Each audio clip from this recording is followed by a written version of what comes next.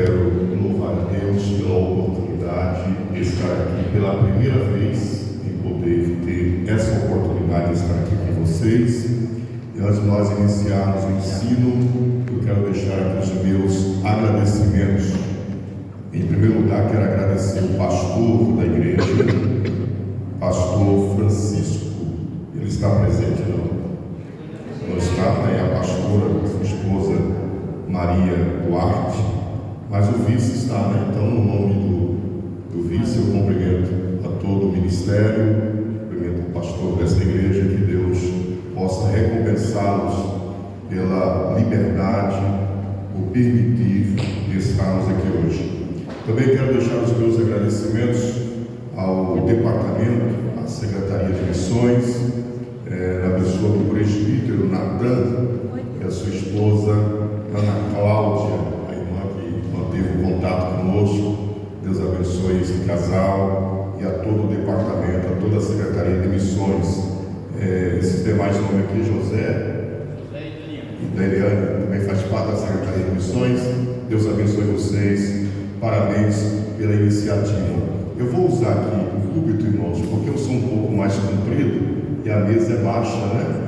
Porque grande é Deus, né? A gente é comprido, né? Um maiorzinho que o outro. Então eu vou usar o púlpito, ficar mais perto dos irmãos, para nós iniciarmos. Você pode pegar a sua apostila, nós iremos ganhar tempo, pois o assunto é um assunto um pouco amplo e o tempo talvez não seja suficiente para... Então nós iremos aproveitar. Pega a sua apostila, na primeira página, né, está aí a introdução do nosso ensino, lembrando que esse tema, esse ensino é um ensino temático, temos como tema preparados para a batalha. Quando a Secretaria de Missões entrou em contato comigo, com esse desejo, né, de realizar esse ensino, e juntos oramos e Deus nos direcionou dentro do tema escolhido. Nós iremos falar para pessoas envolvidas na obra missionária, na obra evangelística, e há uma necessidade imensa de adquirir conhecimento para realizar melhor a obra do Senhor. O conhecimento é de grande necessidade. Há muita gente que despreza o conhecimento e se esquece do próprio Jesus, né? Esses dias ouvi um grande pregador americano, um grande líder americano, numa entrevista, e perguntaram para ele: para você, qual o maior líder de toda a história da humanidade? E ele respondeu: para mim, o maior líder é Jesus. Perguntaram para ele por quê? Porque Jesus passou 3 anos da sua vida preparando os seus discípulos para que pudessem, depois da ida de Jesus, da morte e ressurreição de Jesus, esses discípulos pudessem dar continuidade a todo o trabalho iniciado por Jesus. Já se passaram mais de 2000 anos e aqui estamos nós, assentados, aprendendo e falando das mesmas coisas que Jesus falou. Então Jesus é o maior líder da história. Quem concorda, diga amém. Se alguém puder, porque o ensino a gente precisa ter tudo bem propício, né? Estou sentindo o som um pouco de grave, não sei se é a minha voz, o eco, não sei o que é. Dá para baixar um pouquinho? Dá uma melhorada para ficar bem agradável. Dá para baixar um pouquinho a minha voz um pouco grave? Isso. Muito bem. O tema está aí: preparados para a batalha. Repita comigo: preparados para a batalha. Eu quero convidar você a liberar o seu entendimento, tá certo? Se desarmar de tudo e liberar o seu entendimento para a palavra. O versículo que já foi lido aqui, eu quero ler apenas o versículo 11, está aí na apostila de vocês, Efésios capítulo 6, versículo 11, que diz assim: revesti-vos de toda a armadura de Deus, para que possais estar firme contra as astutas ciladas do diabo. Esse é o versículo chave para nós iniciarmos o nosso ensino. Mas antes, eu não posso também deixar, de apresentar a vocês vocês, está comigo a minha esposa, irmã Adna, filha de pé, irmã Adna, para o pessoal te conhecer, essa jovem senhora, estou casado já há quase 30 anos, quando a conheci era apenas uma jovenzinha, né, que se apaixonou por mim, a gente se casou já tem 30 anos, né? Está aí a irmã Marta, fica de pé, irmã Marta. Irmã Marta é diaconisa da nossa igreja, é um prazer sempre conosco, Deus abençoe a irmã Marta. Está aqui o meu escudeiro, né, o irmão diácono Edmilson, está aí, Deus abençoe, é um prazer também tê-lo aqui comigo. A irmã Adna, cadê, irmã? Já vai iniciar, deixa eu fazer o seu comercial, cadê a sua? É a toalha, você não deu a minha não, está aqui. Assim, uma Adna, ela faz essas toalhas, como é que fala? Personalizadas. Cadê a frase? Não tem essa não? Mas as toalhas contêm frases, tá?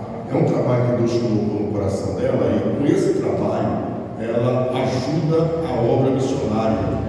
Como é o nome daquela missionária que fala muito trabalho no Brasil? Você ajuda? Kelly Gaspar. Então, os irmãos que puderem ajudar, onde a gente vai, ela leva essas toalhinhas para vender. Quem ainda chora aqui na igreja? Tem uma irmã que chora. Só duas que choram na igreja. Se não chora, compra a toalha porque você vai chorar, tá bom? Secar as lágrimas. Então abençoe a vida da irmã Adna e a obra missionária. Muito bem, meus irmãos, vamos lá para o nosso ensinamento. A introdução da nossa lição, eu quero ler com vocês a introdução para a gente dar início. A introdução diz assim: foi incumbido a Jesus a responsabilidade de pregar o Evangelho, foi incumbida a igreja a responsabilidade de pregar o Evangelho a toda criatura. Olha aqui para mim, para quem foi incumbida a responsabilidade? Não foi apenas para um grupo dentro da igreja. Sabemos da importância da Secretaria de Missões, do Departamento de Missões, da importância do grupo de evangelismo, mas a responsabilidade de pregar o Evangelho, de anunciar o Evangelho, essa responsabilidade ela foi incumbida a toda a igreja.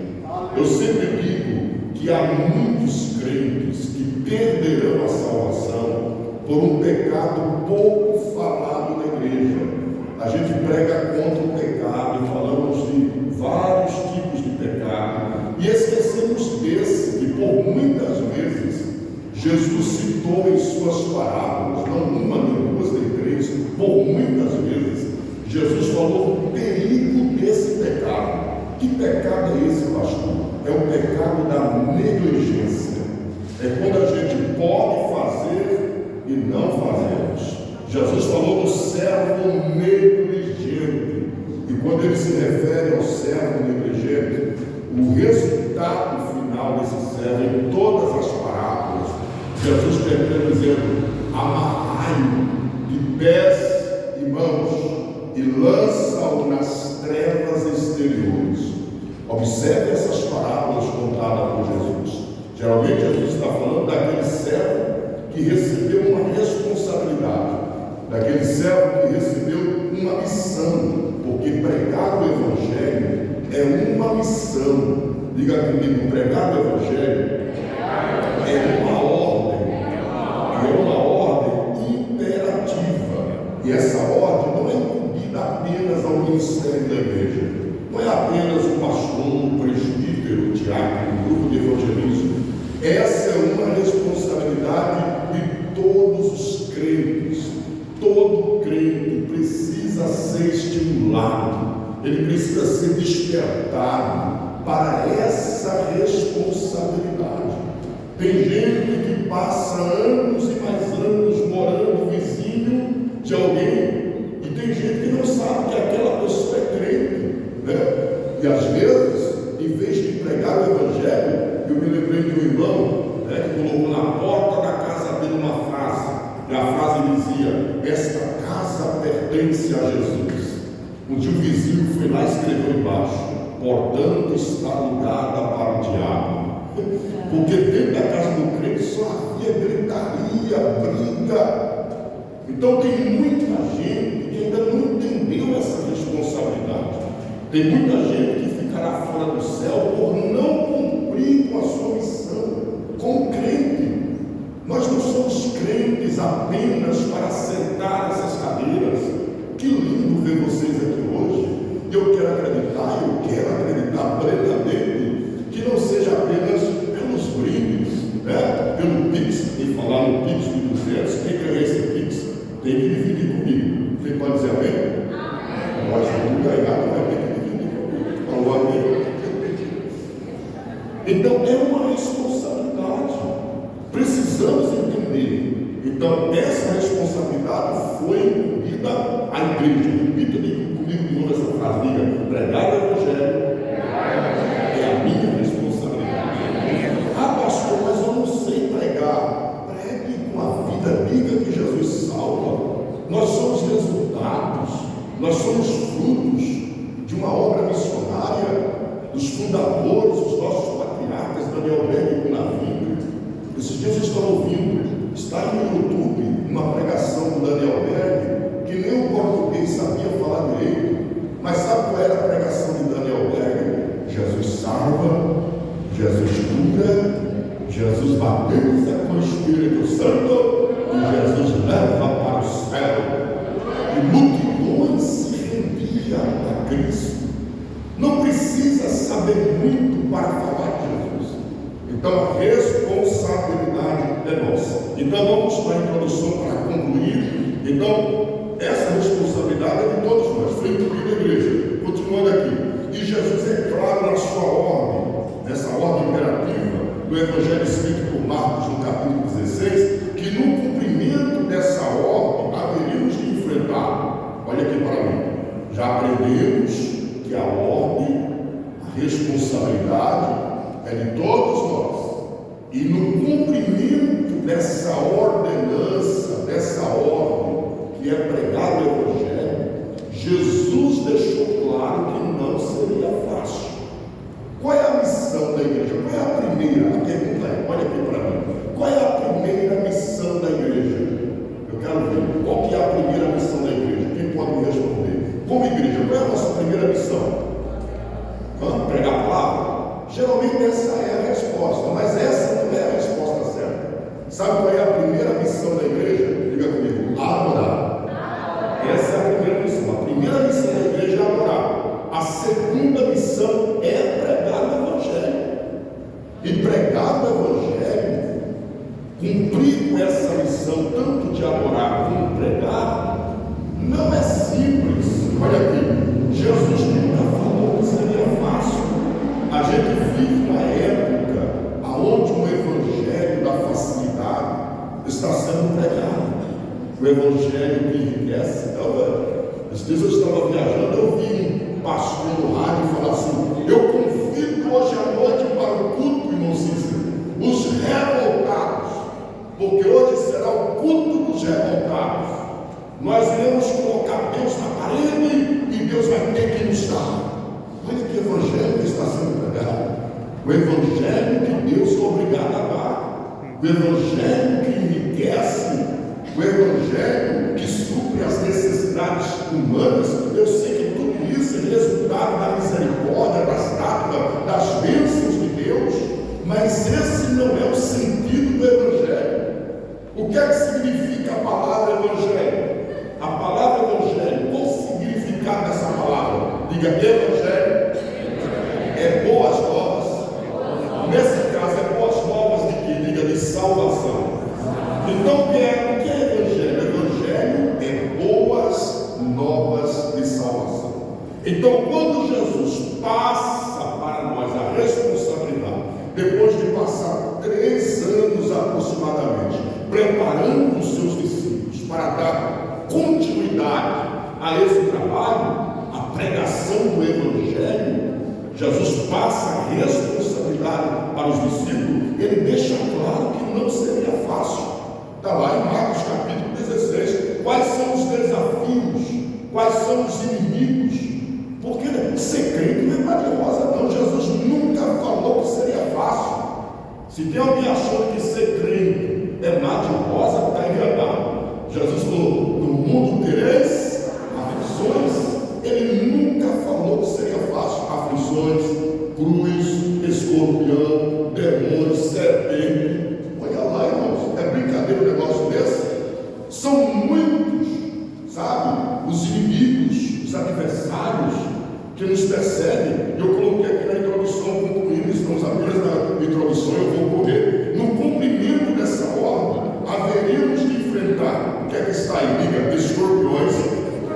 Eu vou ficar aqui todos, diga, escorpiões, serpentes, enfermidades, demônios, coisas mortíferas. Olha, Jesus diz: ide pregar o evangelho a toda criatura. Ide pregar, batizar em nome do Pai, do Filho e do Espírito Santo, mas ele deixa claro que haveria inimigos, que haveria perseguições, que a gente enfrentaria no cumprimento dessa ordem: escorpiões, serpentes, enfermidades, demônio, coisas mortíferas. Eu coloquei aqui: precisamos estar revestidos de autoridade e conhecimento para vencermos esse grande desafio. Então, no cumprimento da missão como servo, dando continuidade ao trabalho iniciado pelos discípulos e pela igreja primitiva, passados-se séculos e anos, a igreja continua de pé. Olha que Satanás tentou nos destruir, mas a igreja de Jesus continua de pé, pregando o evangelho. E por que isso foi possível? Porque os crentes antes de nós entenderam essa necessidade de se revestir de autoridade e de conhecimento. Não despreze o conhecimento das Escrituras. Como é triste a realidade em que vivemos, e não precisa ser profeta para falar algumas coisas, porque acontece lá, acontece acolá, acontece aqui também. Pode fazer uma pesquisa: quais são os cultos menos frequentados? Triste falar: escola dominical e culto de ensino. As pessoas estão desprezando. Agora faz uma campanha aqui para você ver. A Assembleia de Deus não tem costume de fazer esses negócios, mas faz uma campanha, coloca lá, né, alguma coisa lá. Vem cá, porque nós iremos passar você pelo Vale do Sal, de misericórdia. O que é de gente que vem?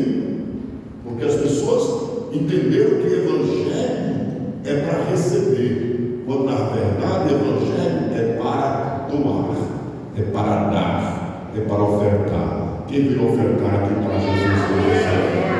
Então vamos lá. Eu coloquei Salmo 46, verso 7. Se você quiser colocar lá, mas está aí na apostila. Cadê aqui? Salmo 46, verso 7. Já falamos da responsabilidade de pregar o evangelho. Falamos aqui sobre os desafios que enfrentaremos no cumprimento dessa missão. E agora nós iremos conhecer a fundo os inimigos que enfrentaremos no decorrer do cumprimento dessa missão. Mas antes de conhecer o inimigo, precisamos conhecer que o Deus a quem nos ordenou essa responsabilidade, Ele é um Deus que não nos deixa sozinhos. Sabe, Mateus capítulo 28, aquilo conforta o meu coração. Quando Jesus, gente, é um ensino, uma escola bíblica, quando Jesus cumpriu a sua missão e Ele vai à cruz, é sepultado, ressuscita, Ele foi logo para o céu, depois da ressurreição. Ele ressuscitou entre os mortos, desceu as partes mais baixas da terra, como diz Paulo, pega cativo e cativeiro o seio de Abraão, leva para cima, coloca debaixo do trono de Deus, porque antes de Jesus, quem morria, descia para baixo, para o seio de Abraão, tanto os profetas, como Moisés, Abraão, todos eles desciam para baixo. Depois da ressurreição de Jesus, da morte de Jesus, antes da ressurreição, ele desce lá. A Bíblia diz que ele pega o seio de Abraão, leva e coloca debaixo do trono de Deus. Quem morre hoje não desce para baixo, quem morre hoje sobe para cima. Você pode glorificar a Deus. Então, quando Jesus cumpriu essa missão de morrer na cruz e ressuscitar, a missão já estava cumprida, sim ou não? ele já poderia retornar aos céus, mas a Bíblia diz que ele permaneceu entre nós 40 dias. Quantos dias? Quantos dias? 40 dias. E o que é que Jesus ficou aqui fazendo 40 dias? Ele ficou aqui para renovar a esperança dos discípulos, para dar continuidade a esta missão gloriosa. Olha a preocupação de Jesus com a continuidade da pregação do Evangelho. Então, a Secretaria de Missões, todo o pessoal envolvido, estão de parabéns pela iniciativa.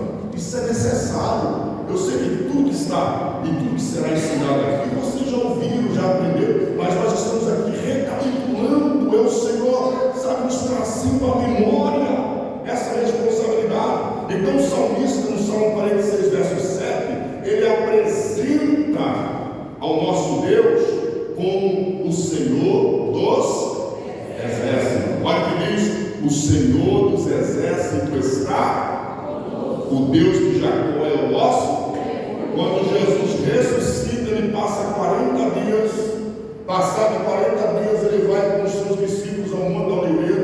Mas antes de ir ao Monte das Oliveiras, Mateus capítulo 28, a Bíblia diz que Jesus aparece aos discípulos e diz: ide ensinai e batizai em nome do Pai, do Filho e do Espírito Santo, e estarei convosco. Essa é a parte mais gratificante. Jesus está dizendo: estarei convosco todos os dias até a consumação do século. Sabe o que Jesus está dizendo? Vamos lá pregar o Evangelho.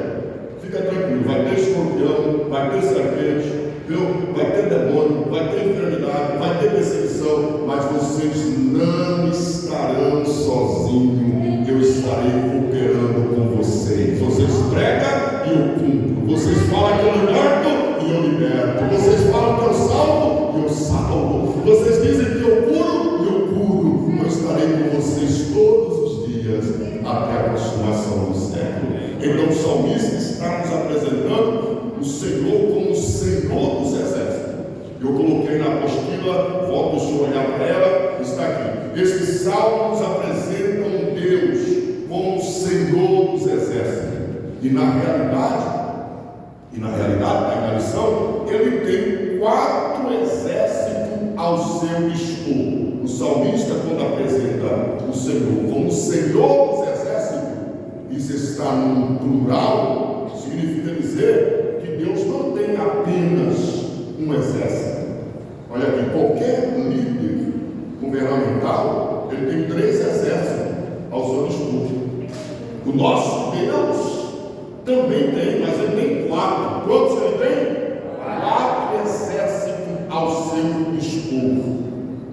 E olha que um desses queriam fazer o nosso trabalho, que eram os anjos. E o Senhor diz: não, os anjos, vocês não podem pregar o Evangelho. Agora nós, aqui, ó, face de barro, tem a face de barro aí. O Senhor nos encheu de autoridade para cumprir essa missão gloriosa que é pregar o Evangelho de Deus. Todos nós aqui somos resultados da pregação do Evangelho. Gente, rapidinho, olha aqui. Até os meus 15 anos, eu sou nordestino, vim da Bahia. Faz 30 anos que eu saí lá da Bahia. Casei e vim embora. E eu lembro que até os meus 15 anos, eu vivi no meio do Capulé. Tomei sangue da unha preta. Fazia parte da roda de pós do Damião. Fui em várias matanças no meio do mato. Minha mãe era quase uma macumbeira. Quase, ela até riu, hoje era uma mulher de Deus.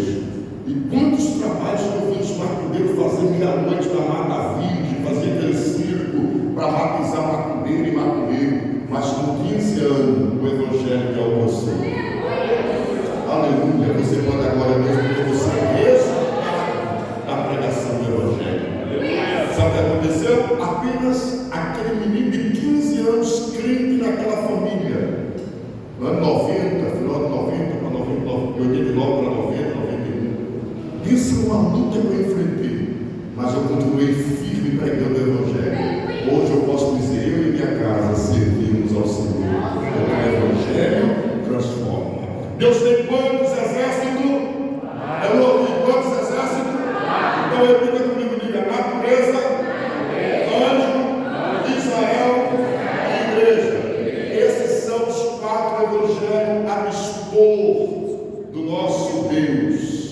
Ele tem ao seu dispor a natureza, ele tem ao seu dispor anjos, Israel e a igreja. A importância de colocar isso aqui, porque nós devemos apresentar os inimigos, sabe, da igreja. Depois nós iremos apresentar as armas que o Senhor nos concedeu, porque o tema é esse, preparando-se para a batalha. Se o tema é preparando-se para a batalha, precisamos entender que o Deus a quem nos enviou, ele tem 4 exércitos ao seu dispor. Uma rápida, de forma bem singela, eu coloquei aqui para você entender um pouquinho sobre esses 4 exércitos. Qual é o primeiro exército, gente? Natureza. Temos vários acontecimentos em que Deus usa esse exército ao seu dispor. Os militares, que hora que eu comecei? Não olhei. Que horas que eu iniciei? A gente cumprir aquele. 6h40. Então, eu vou até às 19h40. Aí nós vamos ter intervalo, eu vou conseguir cumprir. Tá bom? Então vamos lá. Natureza. Temos vários acontecimentos em que Deus usa esse exército, está aí na apostila, ao seu favor. Por exemplo, nós temos na Bíblia vários acontecimentos, Deus usando a natureza. Deus usa o fogo ao seu dispor. Temos vários acontecimentos das Escrituras, Deus usando o fogo ao seu dispor. Deus usando a água. Eu poderia citar aqui, eu coloquei alguns versículos para a gente ganhar tempo. Você deve lembrar de algum acontecimento bíblico em que Deus usou a água ao seu dispor. É Deus usando a natureza para fazer cumprir os seus propósitos. E até hoje Deus continua usando a natureza para cumprir com os seus propósitos. Deus usando a água, Deus usando o vento, né? Quem lembra do Mar Vermelho? De que forma o Mar Vermelho foi aberto? Tem muita gente que diz que Moisés tocou o cajado, a água se abriu. Tudo bem, tocou o cajado lá, mas Deus usou algo para que o mar se abriu. Para que o mar se abrisse. O que é que Deus usou? O vento. O vento sopra e as águas do Mar Vermelho se abrem. Deus usou a chuva, Deus usou o terremoto. Temos o exemplo de Paulo e Silas, que estavam na prisão, presos, e Deus manda um terremoto, sacudiu aquela prisão, abriu-se as portas e eles foram soltos. Deus usando animais, por várias vezes na Bíblia Deus usa, imagina usar um corvo, traduzindo um urubu, irmão, para levar carne para alguém, né? Deus usou um urubu para levar carne para o profeta. Só Deus para fazer essas loucuras, né? Porque a natureza está ao dispor de Deus, e quando Deus quer usar para abençoar você, Ele usa, porque está no seu controle. Deus usando os animais, Deus usando as aves, Deus usando o peixe. Por exemplo, Jonas. Imagina Jonas no mar Mediterrâneo. Foi lançado às águas e Deus ordena, está lá no texto, Deus ordena para que um grande peixe, tem gente que diz que foi uma baleia, outros que dizem que foi um peixe-cão, enfim, Deus ordena um peixe para engolir Jonas. Como é que pode? Você acredita nesse negócio? Tem coisa na Bíblia que só crê mesmo, né? Não é que o cara fica 3 dias no ventre de um peixe. Mas se a Bíblia falasse que foi Jonas que engoliu o grande peixe, eu ia acreditar. Quem acreditava também? Porque a Bíblia, Deus usa o peixe para ficar com o homem 3 dias no ventre, depois manda vomitar ele fora. Porque Deus está no controle da natureza. A natureza é um exército que está ao dispor de Deus. Apocalipse 4, versículo 11, que coloca aqui, filho? 4, versículo 11. Vamos ver o que diz? Apocalipse 4, versículo 11. Está lá. Digno é Senhor de receber o que, gente? Glória e honra. Vamos ler junto lá? 1, 2, 3. Digno é Senhor de receber glória e honra e poder, porque tu criaste todas as coisas e por tua vontade são e foram criadas. Salmo 89, versículo 11. Coloca aí. Salmo 89, versículo 11. Olha aí, Deus usando, Deus criou a natureza. Diz a Bíblia que Ele criou tudo por Ele, para glorificar Ele. Olha lá. Deus são os céus. Aleluia. Deus são os céus. Quantos céus existem? Diga 3. 3 céus.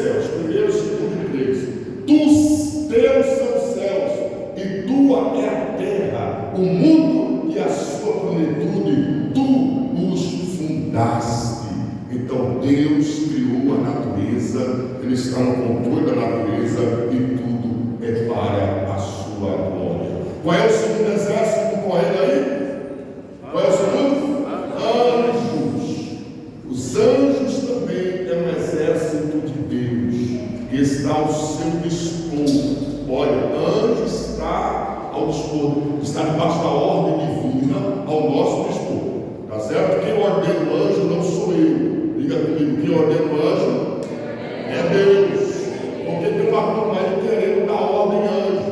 Eu acho interessante. Pega o microfone. O anjo fica ali, o outro anjo fica ali. Não, o anjo não obedece você. Anjo obedece a Deus. Mas o anjo está para nos servir debaixo de uma ordenança divina. Então os anjos também é um exército de Deus. Eu coloquei aqui de forma bem resumida 4 classes de anjo. Quantas classes de anjo? Qual é a primeira classe? A Bíblia fala de anjo. Eu nem gosto de usar a palavra classe para essa primeira expressão, né? Mas alguns colocam como 4 classes, na verdade seria 3, mas existe essa em que a Bíblia fala acerca de anjos. E nem todo anjo tem asa, viu gente? Tem gente que acha que todo anjo tem asa, nem todo anjo tem asa. Então esses anjos aqui é uma classe de anjos que quando aparece nas escrituras, eu coloquei aqui, ele aparece como mensageiro, ele aparece como adorador. Vamos ler aqui, ó, anjo. Está aí na apostila, volta o seu olhar. Muitas vezes a Bíblia fala de anjo em geral, sem especificar seu tipo ou classe. Esses anjos são apresentados como mensageiros do Senhor em diversas ocasiões. Um desses anjos aparece com maior destaque do que os demais. Não é que só aparece ele nas escrituras. Não. Por várias vezes nós vemos anjos aparecendo nas escrituras. Mas tem um que se destaca nessa classe de anjo.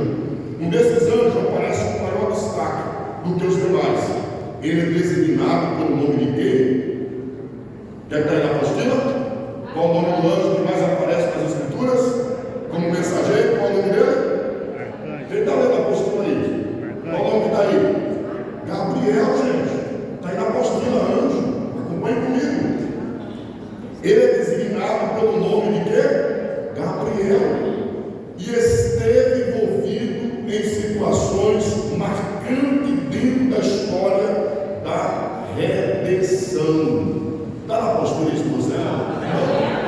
Não, você já perdeu aí nessa cara. É que eu esqueci que tem a postura aqui do professor. Mas esse anjo, tá, que mais aparece dentro da classe de anjo, se chama Gabriel. Se chama o quê? Cadê o menino aqui? Eu vou precisar dele aqui de algumas referências para a gente ler. Esse anjo, Gabriel, aparecendo em acontecimentos importantes da história bíblica, da história da humanidade. Então, a primeira classe de anjo é conhecida como mensageiros. Né? Esses anjos aparecem,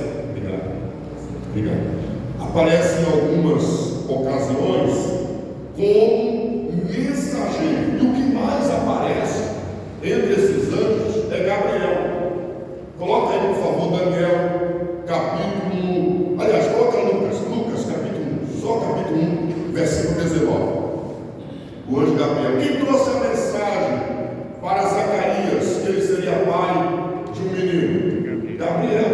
Quem trouxe a mensagem para Maria que ela seria mãe de uma criança? Gabriel. Quem trouxe a notícia do nome desse menino que estava no ventre de Maria? Foi Gabriel. Ele se chamará Jesus. Então essa classe de anjo aparece como mensageiro. Olha lá. E o anjo do Senhor lhe apareceu posto em pé à direita do altar do incenso. Se continuar lendo o texto, vai ver, né? Esse anjo se chama Gabriel, o anjo mensageiro. Essa é a primeira classe de anjo. Qual é a segunda classe de anjo que está aí? Querubins. Qual é a segunda classe? Satanás. Qual que era a posição dele entre os anjos? Tem gente que fala que Satanás era regente. Quem já ouviu falar isso? Que Satanás regia o coral do céu. Nada a ver. Que Satanás era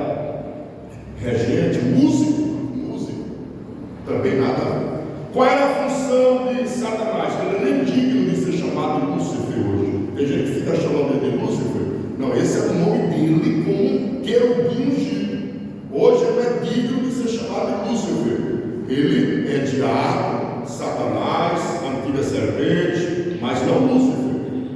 Qual era a função de Satanás antes da queda? Ele era um querubim ungido. Ele era o quê? Um querubim. E não apenas um querubim, ele era ungido. Ou seja, havia uma unção sobre hoje Satanás, de liderar, de príncipe, de líder dessa classe de anjo chamada de querubins. Qual é a função? Coloquei aqui, ó. Não sei se está aí na sua apostila. Deixa eu ver se está. Anjo. Ó. São seres. Está aí escrito? Não. Só está aqui no livro. Vou ler aqui. São seres angélicos dotados de grande poder e majestade. Eles são frequentemente mencionados em conexão com a adoração a Deus, como guardião e a revelação da sua glória. Quando Adão e Eva pecam e são tirados do jardim do Éden, qual é o anjo, afirmando você da posição que está? Qual é o anjo que Deus coloca para guardar o jardim do Éden? Qual foi o anjo? Qual foi a classe de anjo? E que classe ele pertencia? Quando Adão e Eva pecam e eles são expulsos do jardim do Éden, diz a Bíblia que Deus coloca um anjo ali para guardar o jardim, para que Adão e Eva não comessem do fruto da árvore da vida. Qual foi o anjo?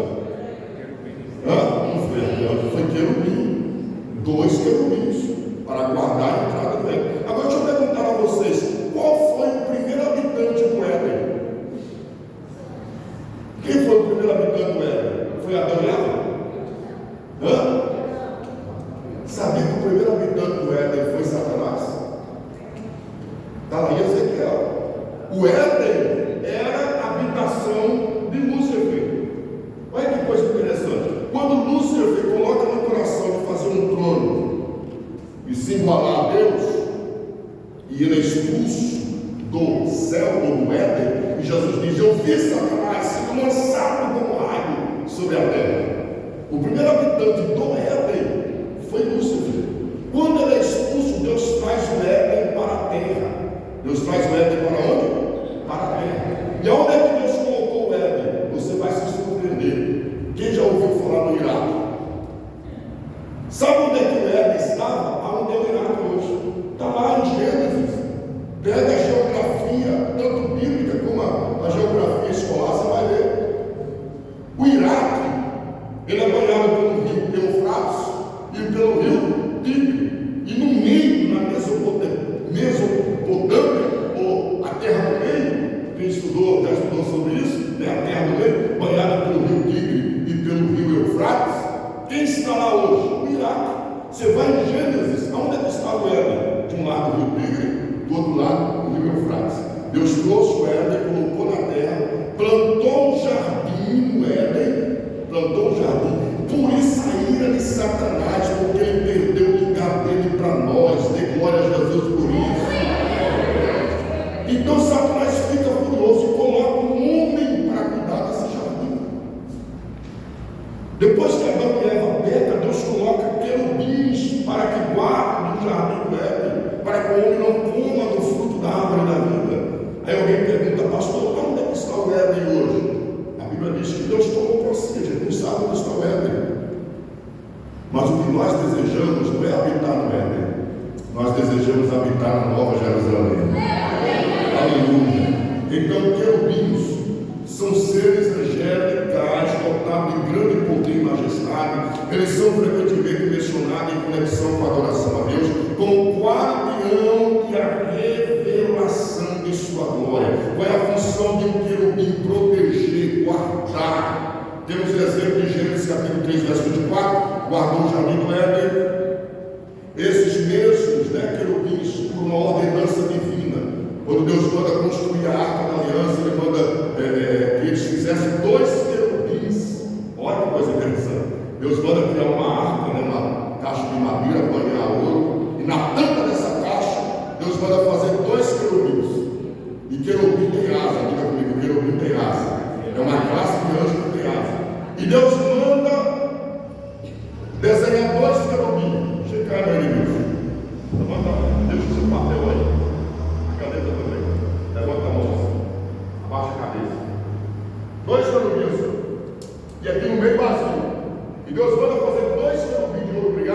e colocar na tampa da arca da aliança. Aqueles dois querubins representavam a proteção divina sobre a arca da aliança. Só que o meio precisava estar livre. O meio precisava estar livre. Coloca aí, por favor, meu filho. Êxodo 25, verso 18. Tenho idade de ser seu pai. Eu sou jovem, mas tenho idade de ser seu pai. Tenho um filho de 27 anos. Você tem quantos anos? Fala não, tem cara de 20. Né? Você tem?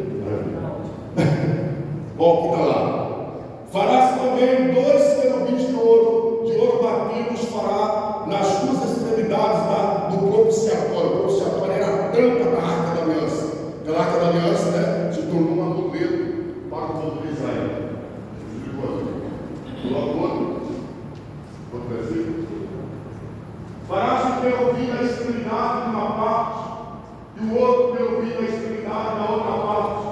De uma só peça, com o propiciatório fareis os querubins nas duas extremidades dele. Aí uma ordenança divina, Deus mandando fazer os 2 querubins e colocar na tampa da arca da aliança. Coloca, por favor, agora Êxodo 25. Colocou, né? Deixa eu ver aqui. 22. 25, verso 22. Olha que coisa interessante. Colocou 25, 22? Não. Quem está comigo aí, diga bem. Amém. E ali virei aqui. Lembra que eu falei dos 2 querubins, né? Com as asas abertas e a cabeça inclinada como símbolo de adoração? Porque tem gente que fala, e eu estou falando isso aqui, porque tem gente que fala assim: mas Deus condena a idolatria. Por que é que ele manda fazer 2 querubins de ouro e pôr na arca da aliança? Aqueles querubins não estavam ali como forma de adoração, ou para se adorar. Eles estavam ali como forma de adoração. É tanto que a cabeça deles estava inclinada, as asas abertas, e o meio estava livre. Aonde é que o Senhor Jesus se manifesta? Quando ele aparece a Pedro, ele diz: olha, tu és Pedro, sobre esta pedra edificarei a minha igreja, e as portas do inferno não prevalecerá contra. Outra vez ele diz para Pedro: ó, onde estiver 2 ou 3 em meu nome, ali eu estarei aonde? No meio. Melhor o retorno para mim, por favor. No meio. Olha o que diz lá. Colocou Êxodo 25, 22. Ali virei aqui e farei contigo de cima do propiciatório, do meio dos 2. Abra sua mente, no meio dos 2 que estão sobre a arca do testemunho. Tudo que eu te ordenar para os filhos de Israel. Deus está dizendo: virei e falarei contigo de cima do propiciatório, do meio dos 2 querubins que estão sobre a arca do testemunho. Os querubins de cabeça inclinada, as asas abertas, o meio livre, e Deus se manifestava no meio dos 2 querubins. Significa dizer que aqueles querubins não estavam ali para ser adorados, eles estavam ali para prestar adoração, e o meio precisava estar livre para Deus se manifestar no meio dos 2 querubins. Isso representa a sua vida como forma de adoração. Tem gente que chega no culto, mas ele não sente Deus, não é porque o culto está frio, é porque ele ainda está preenchido, precisa se esvaziar para Deus manifestar a sua presença no nosso meio. Quem está entendendo, diga amém. Então, querubins são anjos guardiões. Amém? Qual é a terceira classe de anjos, irmãos? Serafins. Correndo aqui, Isaías 6, versos 2 ao 6, na visão do profeta Isaías, ele vê serafins, né, que estavam diante do trono de Deus, prestando adoração. Formam uma classe de anjos que parece próximo à classe dos querubins. Eles são mencionados apenas pelo profeta Isaías. Os serafins são descritos pelo profeta como uma riqueza de detalhes que revela seu serviço em torno do trono de Deus. E a quarta classe de anjos aqui são os arcanjos. Estou falando do segundo exército de Deus. E aqui é onde muitos crentes cometem erros.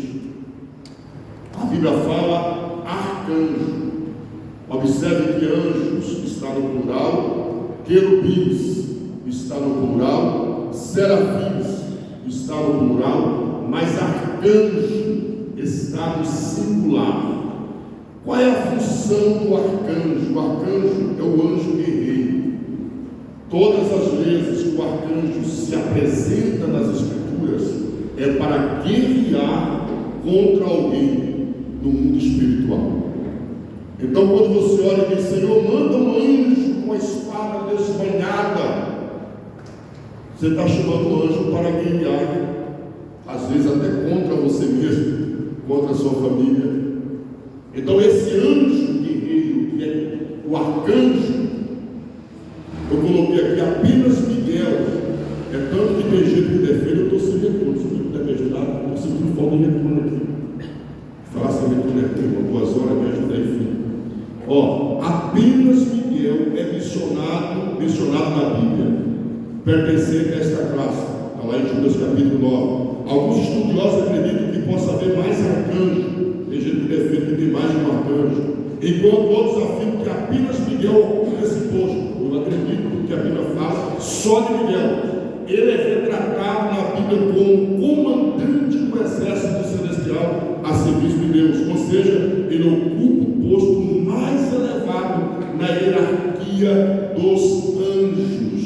É tanto que quando Daniel está orando 21 dias, e quando Gabriel traz a resposta da oração no capítulo 9, capítulo 10 de Daniel, ele diz para Daniel: desde o primeiro dia, olha aqui para mim, desde o primeiro dia, Deus ouviu a sua oração, mas havia passado 21 dias e a resposta não tinha chegado. E o anjo Gabriel disse que ele trouxe a resposta no primeiro dia, mas ele foi retido no mundo espiritual. Porque tem gente que acha que o diabo, os demônios, eu vou ensinar isso daqui a pouco, habitam no inferno. É ou não é? Tem gente que acha que o inferno é a casa de Satanás. O inferno não é a casa de Satanás. O inferno não foi feito por Satanás. Quem foi que fez o inferno? Disse Jesus. O inferno foi feito para quem? Para o diabo e os seus anjos. E quem que fez o inferno? Foi Deus. Deus fez o inferno para o diabo e os seus anjos. Mas o diabo não quer ir sozinho para o inferno. Eu sei que vai ser forte. Ele quer levar você. Diga misericórdia. Ele não quer ir sozinho. Ele sabe que ele está condenado. Um dia uma irmã perguntou: mas pastor, se o diabo pedir perdão, será que Jesus perdoa ele? Não. Se tem alguém que está condenado, é Satanás. E ele não quer ir para o inferno sozinho. O inferno é uma prisão aonde Satanás será lançado. Diga para mim.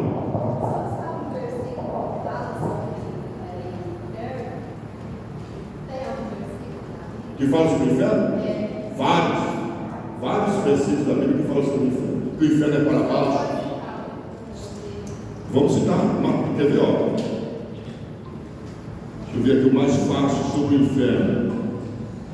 E mostrar agora vários versículos sobre o inferno. Então tem gente que acha que o inferno. Obrigado. Aí agora melhorou. Só abaixa um pouquinho, por favor.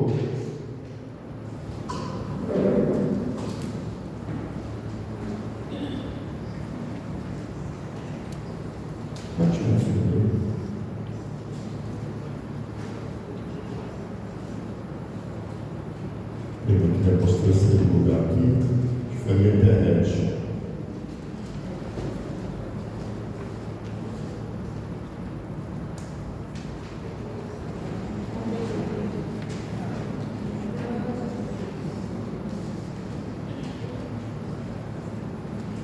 Meu celular aqui, a internet saiu fora. A postura sumiu.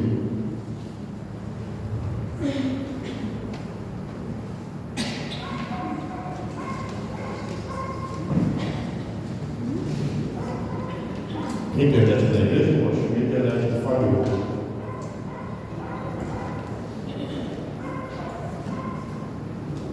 Salmo 17. Os ímpios serão lançados no inferno, todas as nações que se quero abrir a apostila aqui, irmão, senão não tem como eu continuar. Mas vou ter que usar a câmera. Tem, irmão? Internet tem?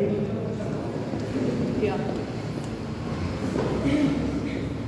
Por favor, que eu vou tirar daqui a chave para uma dúvida.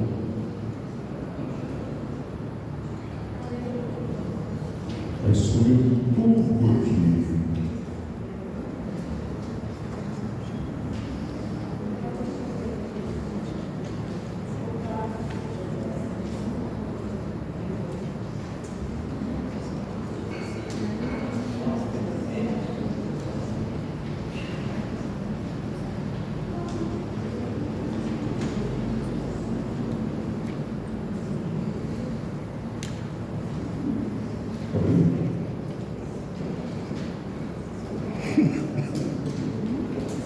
Não consegui subir para esse lado. Deixa eu tentar achar ela, por favor.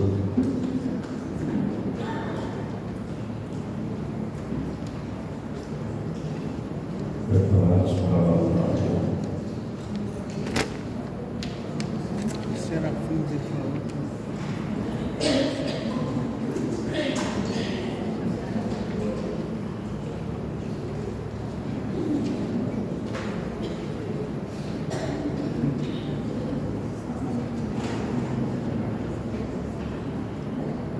Oi, irmão, pode ir alguém cantar? Quero subir tudo aqui a você, vou tentar entrar aqui, por favor. Por favor, a gente viu que os irmãos estão fazendo anotações, porque na hora da prova a gente vai colher. Não vale colar, não. Eita, agora. Não vale colar. Na hora da prova a gente vai colher. A prova é fácil, não fica em paz, fique tranquilo. A prova é bem fácil, está bem explicada mesmo. Né? Eu queria participar dessa prova, mas não tem jeito não. Né? Não tem jeito. A gente está na liderança aí, a gente não pode participar. Mas os bens a gente quer participar também. Só com os R$200 a gente não vai participar. Né? Tem que participar. Então, irmão, nota como seu nome na apostila, né? Para depois você levar para sua casa, fazer o estudo. Quero estar apresentando os nossos visitantes aqui nessa noite. Que maravilha. Cada um marca tudo. Marco Túlio, ali está ali, todo mundo conhece o Marco Túlio. Ilda, cadê a Ilda? Está lá no fundo. Diaconisa Marta, está aqui, está com o pastor, né? Diácono Elenilson, está aqui também, lá de Tuibaba. O ministrante, pastor Carlos, e sua esposa, pastora Adna. Que maravilha.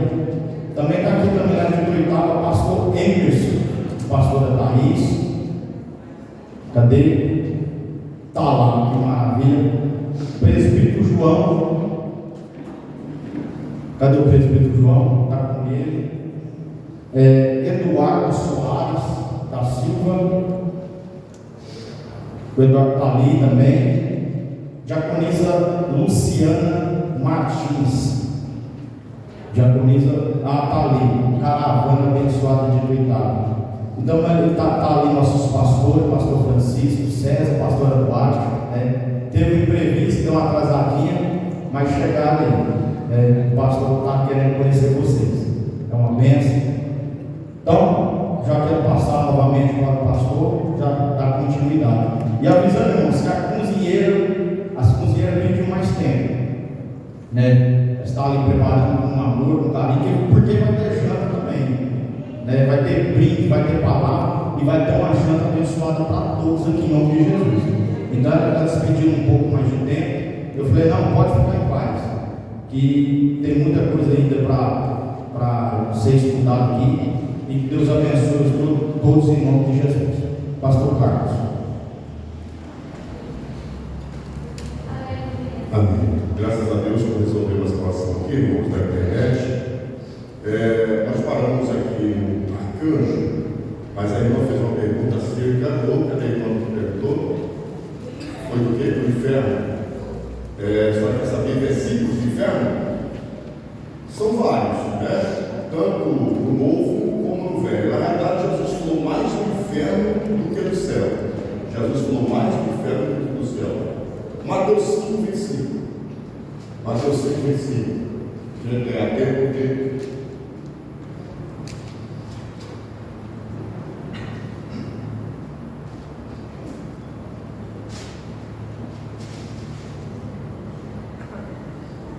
Concilia-te, qual é a tradução aí, ok? Concilia-te depressa com o teu adversário, enquanto está no caminho com ele, para que não aconteça que o adversário te entregue a juiz, e o juiz te entregue ao oficial e te lance na prisão. Outra tradução, te lance no inferno. Coloca o deixa eu ver aqui.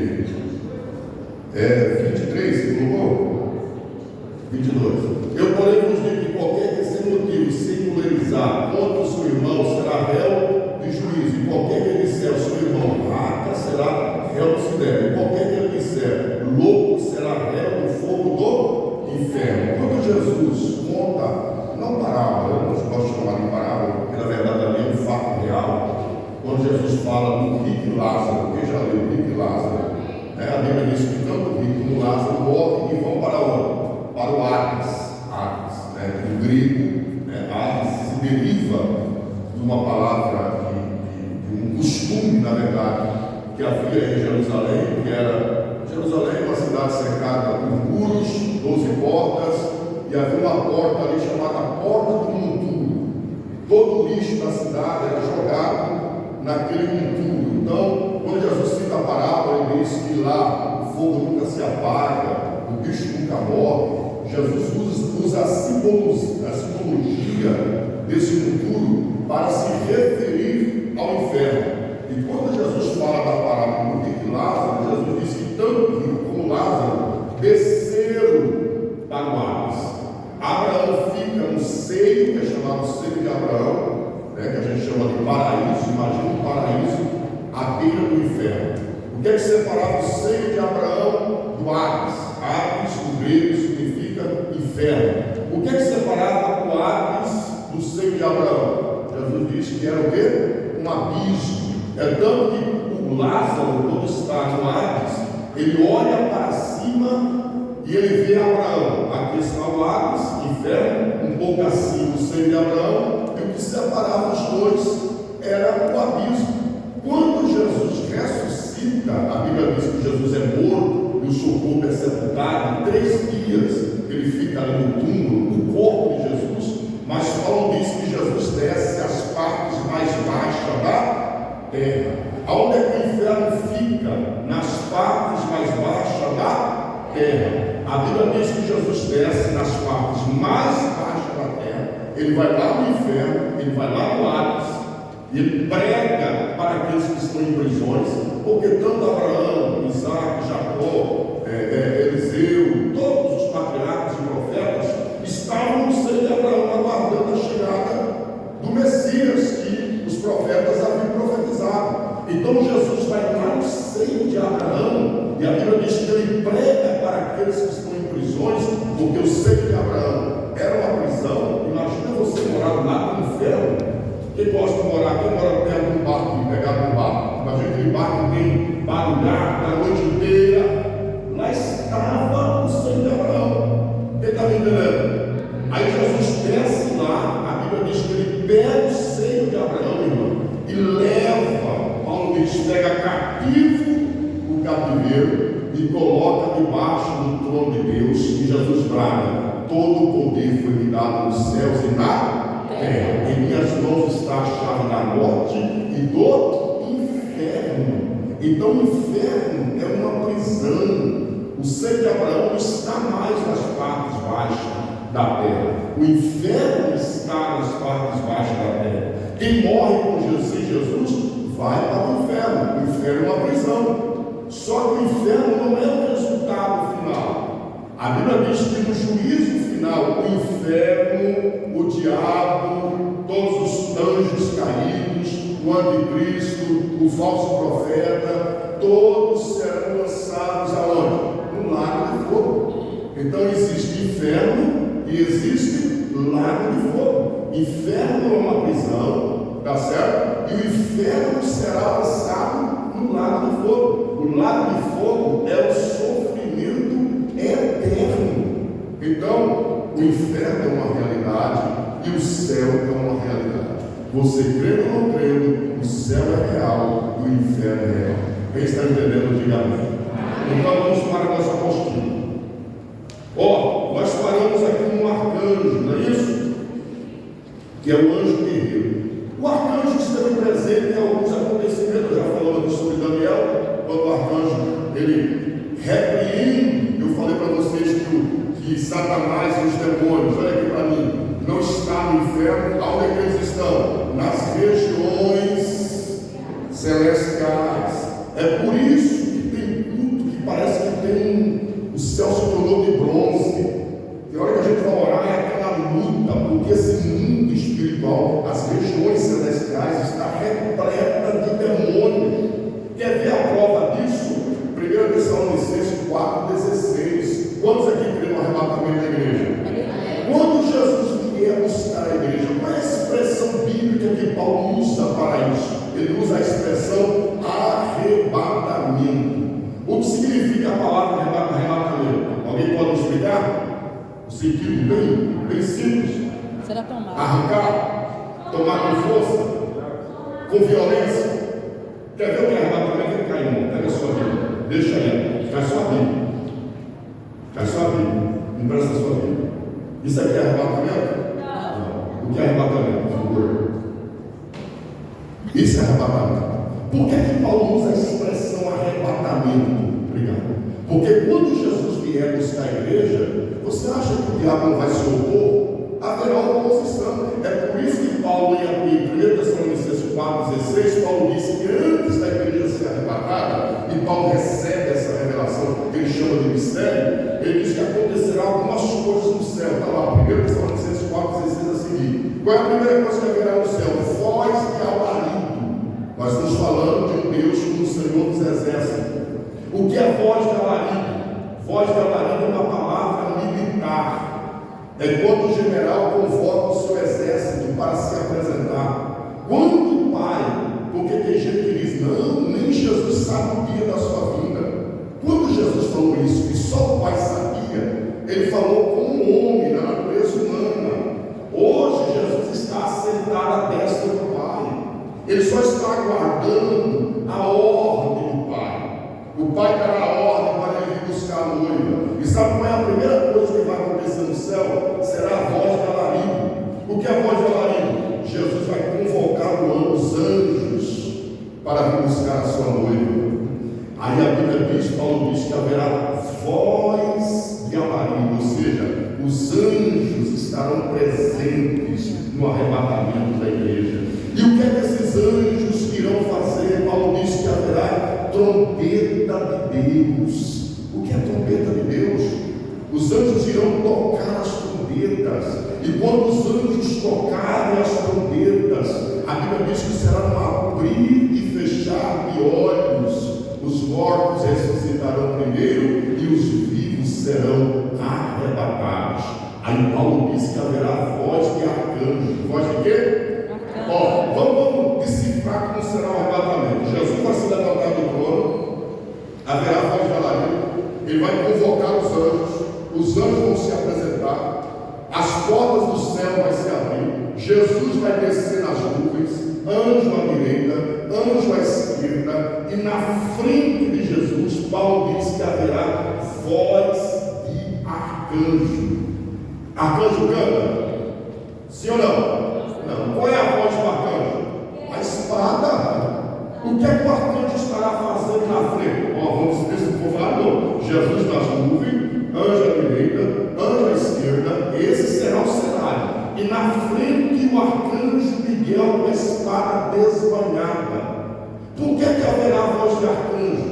Porque haverá oposição. Essa atmosfera estará repleta de demônio. O diabo sabe que a igreja vai ser arrebatada. Ele vai tentar impedir. É por isso que a igreja vai ser arrancada da terra.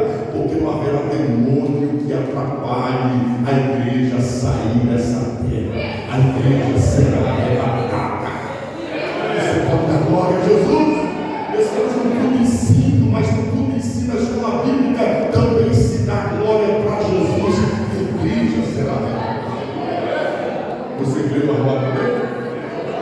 arcanjo Miguel estará presente no arrebatamento da igreja.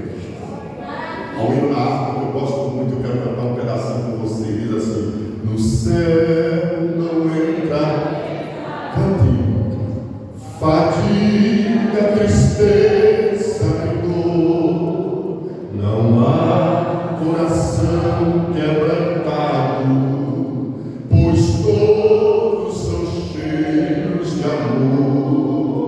As nuvens da vida terrestre não podem a glória ofuscar do reino glorioso celeste que Deus quis para mim preparar.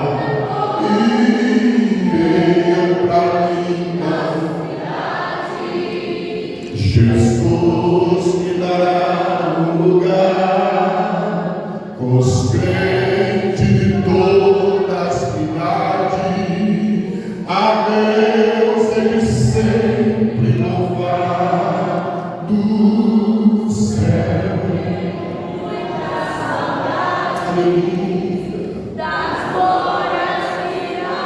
Quem vê, ó, que grosso vou ter quando eu vir rodeado de grande esplendor. Muito breve vai sair eu vou desaparecer. É um povo muito humilde que aqui muito sofreu. Estou sentindo Deus. Este povo era o povo de Deus. Onde está aquele povo barulhento? Onde está que não se vê?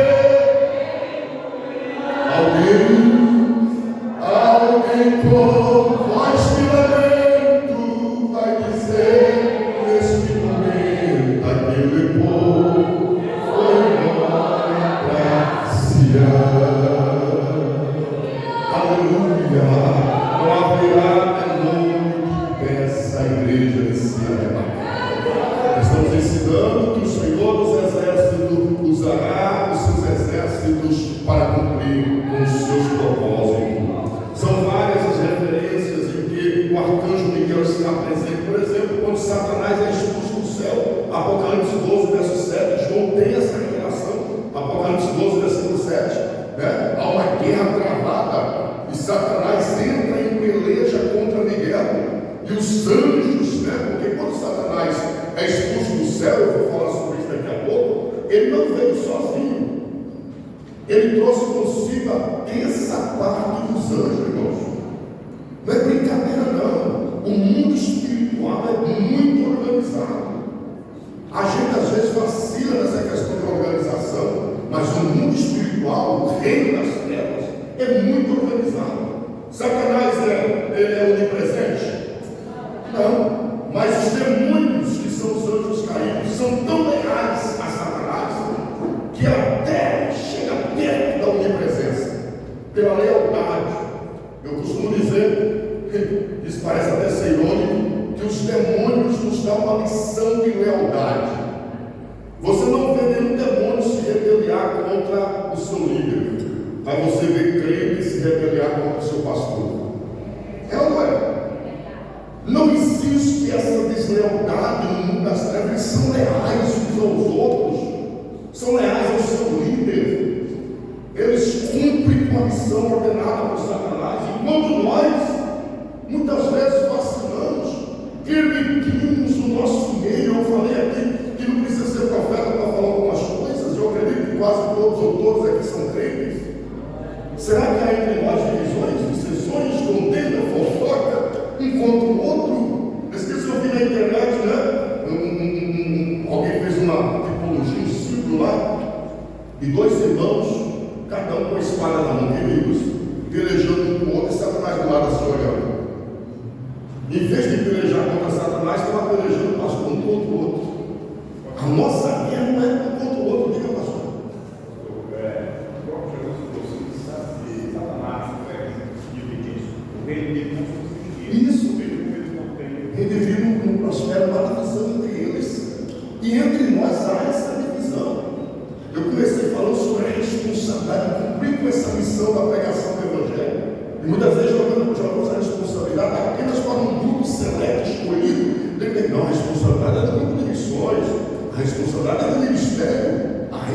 responsabilidade é sua também. Então isso é muito sério. O reino das trevas é muito organizado. Correndo aqui porque o tempo está indo. Outro exército, ou terceiro exército, é a nação de Israel. Israel é o exército de Deus que faz parte de profecias e de propósitos futuros. Estamos vendo aí, Israel está indo em guerra, né, contra o Hamas, e muitos crentes, por falta de conhecimento, ficam indignados com a nação de Israel, sem conhecer a questão histórica, sem conhecer o objetivo. Tem gente que diz, mas que pode ser com Israel? Não, eles estão defendendo as suas terras, porque se dependesse daquelas nações que estão em volta de Israel, eles varriam Israel do mapa. Sabe por que Israel ainda não foi varrido do mapa? Porque o Senhor dos Exércitos ainda cuida da nação de Israel. Israel é um país menor do que o estado, acho que é do Acre. É um país muito pequeno, mas é um povo valente. Não é porque eles são poderosos, não é porque é Israel há um Deus que cuida daquela nação. Porque Deus tem um plano com Israel para o futuro. Olha, Jerusalém, Jerusalém ainda será a capital da humanidade. Hoje a potência é os Estados Unidos, é o Washington. Mas no futuro, no período milenar, depois do arrebatamento, a Bíblia diz que as nações irão a Israel à busca de remédio, de conselhos. E eu tenho uma notícia boa para você: se você permanecer firme com Jesus naquele dia, você estará lá em Israel. Eu tenho um sonho de conhecer Israel, mas ainda não tive essa oportunidade. Mas eu sei que um dia eu estarei lá em Israel junto com Jesus. Tudo é isso, a Bíblia diz que a Nova Jerusalém, olha aqui, depois do arrebatamento da igreja, ele falou sobre o arrebatamento, né? Terminando aquele período de 7 anos, que é o período de casamento da igreja com Jesus, Jesus vai descer aqui na terra, e com ele virá os santos, a igreja triunfante, e ele vai estabelecer o milênio sobre a terra, e a Nova Jerusalém vai descer sobre este planeta, e nós estaremos com Jesus lá, governando esse planeta, irmãos. Isso aqui é para outro ensino, em outra oportunidade, mas guarde isso, você vai conhecer Israel. Para você não entender, você vai conhecer Israel sem pagar um centavo. É só para quem crê, você não vai gastar um centavo. Jesus vai te arrancar, vai te levar para o céu, depois vai te descer aqui e você vai governar com Jesus por 1000 anos aqui. Isso é mistério, quem entende, diga amém. Então Israel é um exército de Deus. O quarto exército é a igreja, eu coloquei aqui. Esse é o quarto exército de Deus estabelecido na terra para representar o seu reino. E sobre este exército que vamos estudar. Mas antes precisamos conhecer os nossos adversários. Eu falei sobre os 4 exércitos. Qual é o primeiro exército? Quem lembra? Natureza. Qual é o segundo? Qual é o terceiro? E qual é o quarto? Igreja também é um exército de Deus. Então, como exército, nós somos soldados desse exército. Nós precisamos cumprir com a ordem que nos foi dada. E qual é a ordem que foi dada a esse exército chamado igreja? Pregar o Evangelho. Não foi ficar rico, não foi ganhar carro novo, não foi ganhar casa nova. Não, isso é tudo falácia. Isso aí é resultado dos benefícios, das bênçãos, da misericórdia. Se Deus quiser te dar, Ele vai te dar, da tua administração. Isso é resultado das bênçãos de Deus. Mas a nossa missão como exército é pregar o Evangelho. É por isso que naquele dia vamos ouvir Jesus: servo bom e fiel. Foste fiel no pouco, no muito te colocarei. Entra no gozo do teu Senhor. Então seja um bom soldado e cumpra com essa missão. Então a igreja, eu citei aqui esse versículo, onde Jesus diz para Pedro: tu és Pedro, né? Tu és pedra, sobre esta pedra que é o próprio Cristo, edificaria a minha igreja. Olha aqui para mim. E as portas do inferno, Jesus já mostra que há adversários de oposição contra esse exército. E ele diz: as portas do inferno não prevalecerá contra a minha igreja. Qual é a posição que Jesus colocou à igreja? Eu gosto desse versículo, porque esse versículo deixa claro que a igreja tem dono. Tu és Pedro, e sobre esta pedra edificarei a minha igreja. A igreja, ela tem dono. E quem é o dono da igreja? É Jesus. A placa, a denominação, isso é para uma questão de organismo. Mas a igreja, ela tem um dono. Ela não tem CNPJ. O que define ela não é a cor dela. Ela é comprada pelo sangue de Jesus. A igreja de Jesus. E qual é a posição que Jesus coloca a sua igreja? Ele coloca esse exército chamado igreja em que posição? Nesse versículo. Ele diz: as portas do inferno não prevalecerá contra a minha igreja. Qual é a posição que Jesus nos coloca? De defesa ou de ataque? Defesa ou ataque? As portas do inferno não prevalecerão. É de ataque. Qual é a posição da igreja? Diga: atacar o inferno. A nossa posição é atacar o inferno. A pergunta é: estamos atacando o inferno ou estamos recuando o inferno nos atacando? Nós estamos numa posição de recuo, né? A igreja tem recuado, tem se amedrontado. A igreja não tem tido posição muitas vezes, tem se calado diante do sistema. A igreja tem se amedrontado. A igreja tem deixado de ir para as ruas porque as leis se mudaram. As leis mudaram, sim, mas a igreja tem se acomodado. Eu sou de uma época, quando eu me converti, lá no estado da Bahia, a gente fazia alvorada. Vocês nem sabem o que é isso. Levantava 5 horas da manhã e saía. Só um casal cantando na rua na casa dos crentes. Quando dava 6 horas, chegava aquela multidão na igreja na rua cantando, porque a gente ia acordando os crentes e só saía da porta dele quando ele se levantava e seguia a gente também. Ia todo mundo para a igreja orar. A igreja tem recuado. Não temos orado como deveríamos orar. Não temos buscado como deveríamos buscar. A igreja precisa atacar o inferno. É o inferno que precisa ter medo da igreja.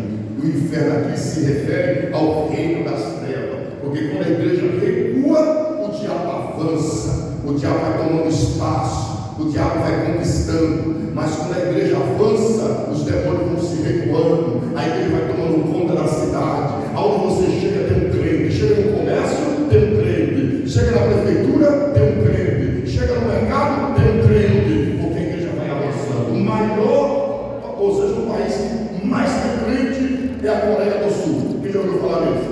Você chega na Coreia do Sul, desce lá do avião, quem vai te atender vai te dar um folheto. 80% da população da Coreia do Sul é crente. 80%. Quantos por cento de crente? Quantos habitantes tem aqui em Capinópolis? 16 mil. Vamos por 10%. Tem 1.600 crentes aqui, juntando todo mundo, pastor. Será 1.600 crentes? Tem. 5 mil diáconos servindo a ceia na Coreia do Sul.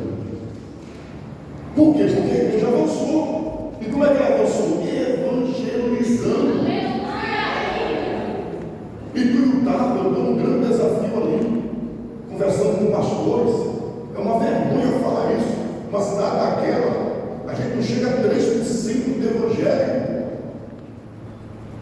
Não chega a 3%. Olha em que situação nós estamos, de vergonha. A igreja precisa evangelizar. Eu tenho acompanhado, eu vejo, eu acho que eu sigo a página de vocês, sempre vejo vocês fazendo cultos a nível, nas casas, parabéns. É assim que a igreja cresce. E aqui é resultado, é prova que a igreja está desejosa em continuar avançando e evangelizando. E assim que a igreja cresce. Quem tem, diga amém. Então vamos lá. Nós citamos aqui Mateus 6, 18, versículo 10, né? Só que a igreja, irmãos, ela tem os seus aniversários. Eu coloquei na apostila aí, vamos ler? Está aí. Igreja, esse é o quarto exército de Deus estabelecido na terra para representar o seu reino. E sobre esse exército que vamos estudar mais atentos, precisamos conhecer os nossos aniversários. Quais são os aniversários da igreja? Olha aqui para mim. Não é seu vizinho. Não. Quais são os aniversários da igreja? A igreja tem 3 inimigos. Quantos inimigos? 3. Quais são eles? Diga. Mundo.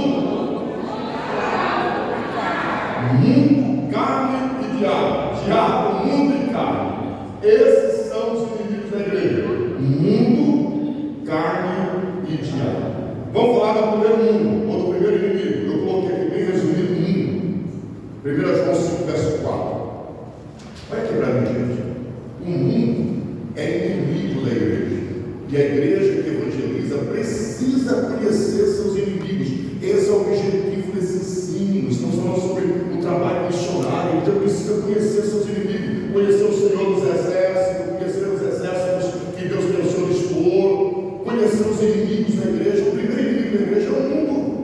Mas como que o mundo é inimigo da igreja? Se o próprio Jesus, no capítulo 3, verso 16 do Evangelho de João, diz: porque Deus amou o mundo de tal maneira que deu seu Filho unigênito, para que todo aquele que nele crê não pereça, mas tenha a vida. Como é que o mundo é inimigo da igreja se Jesus amou o mundo de tal maneira? Parece que o negócio não encaixa. Por quê? Porque na realidade existem 3 tipos de mundo. Quantos tipos de mundo? Quantos tipos de mundo? 3. Então eu coloquei aqui na apostila: 3 tipos de mundo. Primeiro mundo, mundo físico. Mundo físico. Segundo mundo, mundo pessoas. Esse é o mundo que Deus amou de tal maneira. Gente, o mundo que Deus amou de tal maneira são as pessoas. Tá certo? Deus amou as pessoas de tal maneira que deu seu Filho. Então esse é o mundo que Deus amou. Então mundo físico, mundo pessoas e mundo sistema. Repita comigo, diga mundo físico. Está fraco, diga mundo físico, mundo pessoas e mundo sistema. Mundo sistema, ou seja, mundo físico. Que mundo físico é esse? É a natureza. Nós já falamos sobre a natureza. Tudo que é visível, a obra da criação, Salmo 19, versículo 1 e 2, fala sobre isso, né? Os céus manifestam a glória de Deus, o firmamento anuncia a obra das suas mãos, um dia faz a declaração, outro dia, e uma noite mostra a sabedoria, a outra noite. Esse é o mundo físico, é a natureza, é aquilo que Deus criou, e Deus cuida do mundo físico, Ele sustenta a natureza, Ele cuida do mundo físico. Mundo pessoa, já citamos João 3, verso 16, que Deus amou as pessoas de tal maneira, que deu seu Filho unigênito, para que todo aquele que nele crê não pereça, mas tenha a vida eterna. Mundo sistema, esse é o mundo que é inimigo da igreja. O mundo pessoas não é inimigo da igreja. Olha aqui para mim, as pessoas não é inimigo da igreja, certo? A nossa luta não é contra a carne nem contra o sangue. A nossa igreja tem lutado. Eu enfrentei por muitos anos uma vizinha e ela me processou. Fui para o Ministério Público, tem que gastar dinheiro para advogado, tem que travar todos os vitros da igreja, colocar ar-condicionado, e mesmo assim, quantos sustos eu dirigia com a polícia lá na lateral medindo o som? Pensa numa luta. Mas eu nunca orei para Jesus matar ela, nunca orei para Jesus quebrar, fazer ela sofrer. Não, porque eu sabia que era o diabo que estava usando ela. Era o diabo que usava ela para perturbar a igreja. Mas a igreja orava para Deus agir. Por fim, tadinha, ela teve que mudar da casa doente. Não pense que ela alegrei por isso, não, de forma alguma. Mas era Deus cuidando da sua igreja. Então, as pessoas não são os nossos inimigos, não é inimigo da igreja. Devemos amar as pessoas. A natureza não é inimigo da igreja. Inimigo da igreja é o mundo sistema. Esse mundo sistema é chamado mundo cósmico ou mundo espiritual, né? O mundo cósmico ou mundo espiritual que rege o mundo físico. Esse mundo chamado sistema, que é o mundo espiritual, o mundo cósmico, que rege o mundo físico. Olha aqui para mim. A Bíblia diz que o diabo é o Deus deste século. Quem é o Deus deste século? Quem é que segue o entendimento dos incrédulos? O diabo. O diabo está no controle desse mundo chamado sistema, esse mundo cósmico, esse mundo espiritual. É o diabo que inflama os homens, inflama as autoridades para construir leis esta semana. E a igreja precisa estar atenta sobre isso. Está em votação, sexta-feira agora, eles adiaram para essa semana, a liberação do porte de maconha. Está 5-3 lá pelos ministros do STF. Está quase aprovado liberar a maconha. E a igreja está dormindo. Está lá acontecendo, a igreja está dormindo. É um mundo sistema. É um mundo cósmico que inflama os outros para criar leis. Há uma lei gavetada, aí o presidente anterior denunciou isso, um partido aí terrível, querendo tirar versículos bíblicos que falam do homossexualismo, tirar da Bíblia uma lei para determinar, tirar da Bíblia, porque é preconceito. Eles querem enquadrar a Bíblia ao seu sistema. Então esse sistema mundano, o mundo cósmico, o mundo sistema, esse mundo espiritual deve ser inimigo da igreja. É por isso que João, na sua epístola, ele diz: não ameis o mundo, nem o que no mundo há. Se alguém ama o mundo, o amor do Pai não está nele. Esse é o mundo sistema. Eu uso o exemplo de uma embarcação. Você já viu algum barco andando na rua, a não ser em cima de uma carretilha? Onde é que o barco deve estar? Qual é o lugar do barco? O mar, as águas, os rios. Não é o lugar do barco. Qual é o lugar da igreja? É nas quatro paredes? Não. É nas ruas. Mas onde é que a gente está preso, brigando pelo outro, um com o outro, com posição, com microfone? Vamos ser sinceros. Por oportunidade. E fica bem puto porque não cantou, porque não pregou. Meu Jesus, a rua está aí, cheia de palco, de púlpito, para você pregar e falar de Jesus. Então, o lugar da igreja é no mundo, é nas águas, é tanto que mar na Bíblia representa mundo. Agora eu pergunto a vocês: a água pode estar no barco? O barco foi feito para estar na água. E a água foi feita para estar no barco? Se a água entrar no barco, o que é que vai acontecer com o barco? Afunda. O lugar da igreja é no mundo, pregando o evangelho, contra o sistema. Não pode ter medo, continue pregando contra o pecado. Temos que continuar pregando contra a libertinagem, sabe? Contra esses males. Não sei se vocês sabem, foi aprovado pelo STF que é proibido agora no Brasil missionários pregar o evangelho para os sítios. Tem que haver uma autorização e olha lá. Antigamente o missionário ia para a Amazonas pregar para tribos, que hoje no Brasil existem tribos não alcançadas. Estão proibindo a gente falar de Jesus. O sistema está querendo